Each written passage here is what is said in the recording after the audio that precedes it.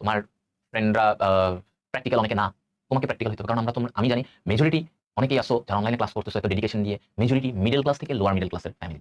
হ্যাঁ, middle class থেকে lower middle class অথবা লোয়ার ক্লাস, এরাই কিন্তু অনলাইনে বেশিরভাগ ক্লাস করে। কিছু সংখ্যক থাকতে পারে যারা রিচ, আপার ক্লাস বা রিচ ক্যাটাগরি, এরকম খুবই অল্প, বাট মেজরিটি কিন্তু আমি এটা জানি বাংলাদেশের মেজরিটি মিডল ক্লাস। আমি নিজে মিডল ক্লাস ফ্যামিলির ছেলে, তো মিডল ক্লাস থেকে লোয়ার ক্লাস এই সংখ্যাটাই বেশি অনলাইনে ওরা স্বাভাবিক ডেডিকেটেড, ওরা পড়াশোনার প্রতি ডেডিকেটেড। সো গাইজ, এই যে পড়াশোনা হচ্ছে তোমাদের মেইন অস্ত্র, আমাদের মেইন অস্ত্র ছিল পড়াশোনা। আমার আব্বু আমার একটা কথা বলতো সবসময় যে, বাবা দেখো, তোমার অস্ত্র কিন্তু একটাই, পড়াশোনা করা, পড়াশোনা পরিশ্রম, তোমার আর কোনো অস্ত্র নাই। তোমার দাদা জমিদার ছিল না, তোমার বাবাও জমিদার না, তো তোমার অস্ত্র এটা। তুমি এটাকে ব্যবহার করে তুমি যদি জমিদার হতে পারো, তারপরে তুমি হয়তো তোমার ছেলে মেয়ে তোমাকে দেখে হয়তো আর অন্য কিছু ভাববে। তারা হয়তো ভাববে যে না, আমি তাহলে অন্য কিছু করে আমি টাকা কামাবো।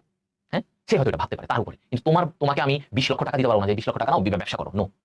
তো তোমাকে তোমার পড়ার যোগ্যতাতে তোমাকে উঠতে হবে, সামাজিকভাবে, অর্থনৈতিকভাবে, দুইভাবেই তোমাকে পড়ার মাধ্যমে উঠতে হবে।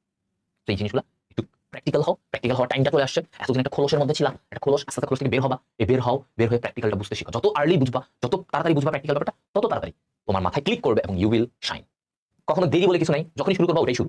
এরপর থেকে আর যখনই আরো মনে হবে যে আরো 1 মাস পরে শুরু করবা, দ্যাট উইল বি লেট। এখন যদি মনে হয় যে আমি শুরু করি নাই, তো স্টার্ট নাও, তারপর এটা পরে। ঠিক আছে, দ্যাটস দ্য থিং।